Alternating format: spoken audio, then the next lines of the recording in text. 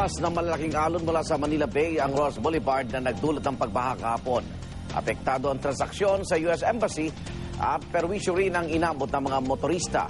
Darito ang report ni Pia Arcangel.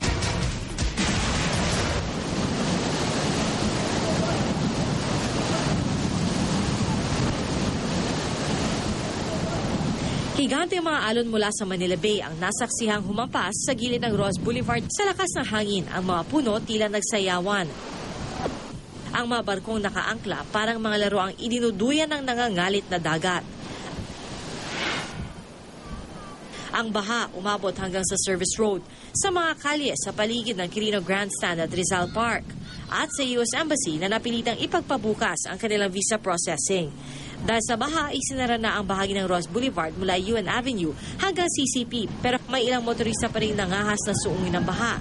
Ang trapiko, nagkabuhol-buhol na. Abot tuhod naman ang baha sa kalapit na lugar ng Baseco, Maynila. Malakas at mataas ang hampas ng alon mula sa Manila Bay patungo rito sa Baseco Compound at dala nito ang tonetonadang basura. Pangkaraniwan na raw ang ganitong tambak ng basura, pero kapag ganitong alon, nagiging gabundok ang tambak ng basurang iniiwan nito. Pero ang mga residente dito alintana, ang basurang ibinulwak pabalik ng karagatan sa lupa, pagkain daw ang katumbas sa kanilang mahihirap. Ang kahoy na panggatong at plastic na pwedeng ibenta por kilo, ilang gabi raw silang itatawid sa gutom. Ano po yung mga dala nyo? Mga panggatong po sa sa mga sinasayang namin. Yan lang naman ang namin dito, mga panggatong lang eh. Kasi napakamahal ngayon ng gas.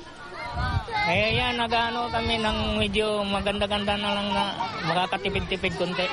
Para sa unang balita, Pia Arcangel reporting.